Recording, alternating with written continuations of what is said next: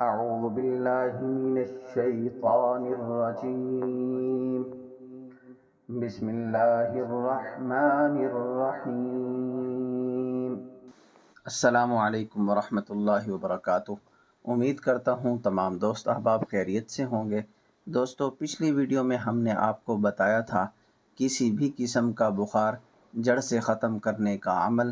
دوستو، انشاءاللہ العزیز اس ویڈیو میں ہم آپ کو بتائیں گے کہ جادو کن لوگوں پر ہوتا ہے اور کن لوگوں پر جادو نہیں ہوتا. دوستو، انشاءاللہ العزیز اگلی ویڈیو میں ہم آپ کو بتائیں گے جادو کی تمام علامات. دوستو، آپ سب سے گزارش ہے کہ میری ویڈیو کو مکمل دیکھیں. انشاءاللہ العزیز بہت ہی زیادہ آپ سب افراد کو فائدہ ہوگا انشاءاللہ. اگر آپ نے ابھی تک میرے چینل کو سبسکرائب نہیں کیا تو دیر نہ کیجیے، جلدی سے میرے چینل کو سبسکرائب کریں، ویڈیو کو لائک کریں، شیئر کریں، کمنٹس کریں اور بیل کے بٹن کو ضرور دبائیں تاکہ میری ہر نئی آنے والی ویڈیو ملے آپ کو سب سے پہلے. جزاک اللہ. سب سے زیادہ جادو کن لوگوں پر ہوتا ہے؟ وہ باتیں جو ہر کسی کے لیے جاننا ضروری ہوتی ہیں.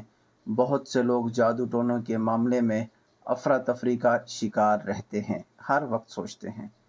کچھ جو اس حد سے زیادہ یقین کرتے ہیں کہ وہ اپنی ہر پریشانی کا ذمہ دار جادو ٹونے کو قرار دیتے ہیں. ایسے لوگوں کی باتیں سن کر یوں لگتا ہے کہ گویا نعوذ باللہ اللہ پاک نے یہ کائنات بنا کر جادوگروں کے رحم و کرم پر جیسے چھوڑ دی ہو، اور جو اس کے برعکس ہوتے ہیں ان کے مطابق جادو جیسی کسی چیز کا وجود نہیں ہوتا اور ایسی باتیں محض ایک ڈھونگ ہے. حالانکہ جادو سے متعلق حقیقت اور ان دو انتہاؤں کے درمیان میں ہے. مسلمان ہمارے لیے جادو کی تاثیر کو ماننا ضروری ہے کیونکہ یہ براہ راست قرآن مجید اور متعدد صحیح احادیث سے ثابت ہے. جب کوئی جادوگر کسی پر جادو کرتا ہے تو یوں سمجھے کہ جادوگر نے غلاظت اور گندگی اٹھا کر اس کی طرف پھینک دی. اب یہ متعلقہ شخص پر ہے کہ وہ اس کی غلاظت سے کس قدر متاثر ہوا. صرف اس کی ذات متاثر ہوئی یا اس کی فیملی بھی متاثر ہوئی یا پھر اس کی رہائش گاہ بھی اس پلیتی کا شکار ہوئی؟ اگر ہوئی تو کس قدر ہوئی؟ اب اگر متاثرہ شخص اس گندگی کو ہٹانے کا بندوبست نہیں کرتا تو یہ اپنی نحوست پھیلانا شروع کر دیتی ہے، جس کے کئی قسم کے نحوست اثرات ہوتے ہیں. اب اس گندگی کو ہٹانے کے لیے کئی طریقے ہیں، جن میں سب سے بہتر یہ ہے کہ انسان اس طرح کی گندگی صاف کرنے والا آدمی ڈھونڈ کر اس سے صفائی کرائے اور بعد میں اس گندگی کی نحوست سے جو برے اثرات ہوئے ہیں انہیں بھی ختم کر دے. دوسری صورت یہ ہے کہ انسان خود جھاڑو اٹھا لے. اگر خود صفائی کرے گا تو وقت زیادہ لگے گا کیونکہ اس طرز کی صفائی کا عام انسان کو تجربہ نہیں ہوتا جیسے کہ کسی صفائی کرنے والے کا ہوتا ہے. اس لیے ایسی صفائی کرنے کے ماہرین سے پوچھنا چاہیے کہ یہاں کون سا صرف یا صابن کتنی مقدار میں کتنے دن تک استعمال کیا جائے گا تو مکمل صفائی ہو جائے گی. یہ ایک دنیاوی مثال ہے. جو شخص جادو کا شکار ہونے کے باوجود اس کا علاج نہ کرے اس کی مثال ایسی ہے جیسے کوئی آپ پر غلاظت پھینکے اور آپ کہیں میں اس غلاظت کو صاف نہیں کروں گا. اگر کوئی بار بار جادو کرے تو آپ کہیں کہ بار بار علاج نہیں کرواؤں گا، میں تو صرف ایک بار غلاظت صاف کروں گا، بار بار کی صفائی میں نہیں کروں گا. حالانکہ صفائی نصف ایمان ہے اور حدیث پاک میں صفائی کا لفظ استعمال ہوا ہے. یہ وضاحت نہیں کی گئی ظاہری صفائی ہو یا انسان کی باطنی یا روحانی صفائی ہو. جادو ٹونے کے معاملے میں بہت سی غلط فہمیاں بھی بہت عام ہیں. مثال کے طور پر ایک شخص کہتا ہے کہ مجھ پر جادو بالکل ہی نہیں ہو سکتا، میں تو 5 وقت کی نماز پڑھتا ہوں. دوسرا کہتا ہے مجھ پر نہیں ہو سکتا، میں تو فلاں سلسلے میں بیعت ہوں، فلاں بزرگ سے میری نسبت ہے، فلاں تحریک سے میرا تعلق ہے. ایسے لوگ بھول جاتے ہیں کہ تمام کائنات سے افضل ہستی حضرت محمد رسول اللہ صلی اللہ علیہ وسلم پر بھی جادو اثر انداز ہو گیا تھا، اور قرآن مجید یا حدیث پاک کی کسی کتاب میں یہ نہیں لکھا کہ 5 وقت کے نمازی کے اوپر یا کسی بزرگ سے نسبت رکھنے والے پر کوئی جادو اثر انداز نہیں ہو سکتا، بلکہ میرے مشاہدے کے مطابق جو شخص دین کا کام زیادہ کرتا ہے اس پر جادو بھی ایک سے زیادہ مرتبہ کیا جاتا ہے، بار بار کیا جاتا ہے۔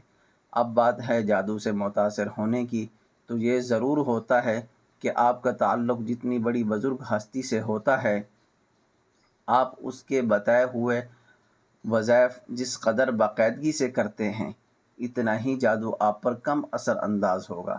یعنی یہ ہو سکتا ہے کہ جادو آپ کو مارنے کے لیے کیا جائے، مگر آپ اس کے اثر سے محض معمولی بخار کا شکار ہوں، یہ اس بزرگ کی نسبت اور اللہ کی نماز پڑھنے کی وجہ سے۔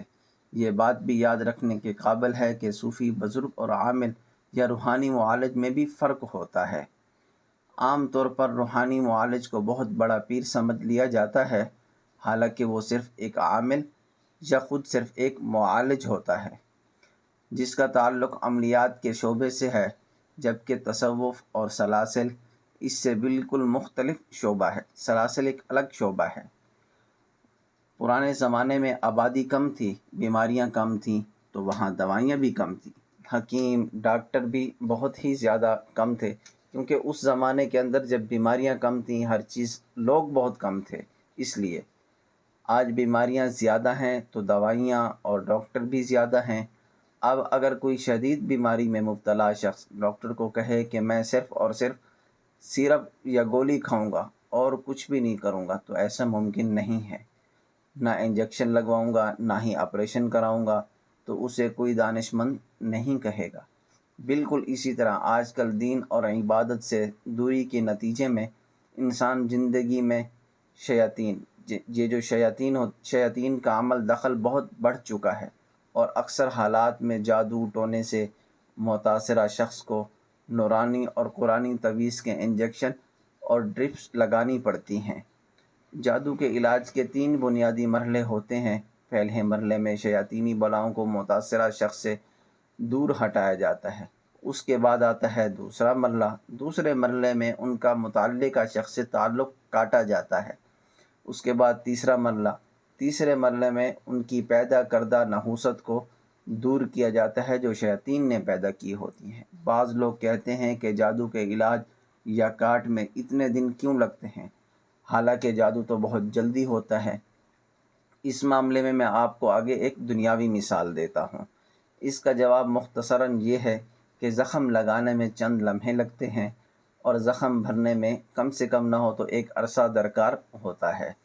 جادو کے علاج کے سلسلے میں ایک اہم بات یہ بھی سامنے آئی ہے کہ جب تک جادو سے متاثرہ فرد خود اپنے حالات سے تنگ آ کر علاج اور کاٹ کرنے کو نہ کہے اور اسے علاج کرنے یا کرانے والے پر مکمل اعتماد نہ ہو، تو جادو ختم نہیں ہوتا۔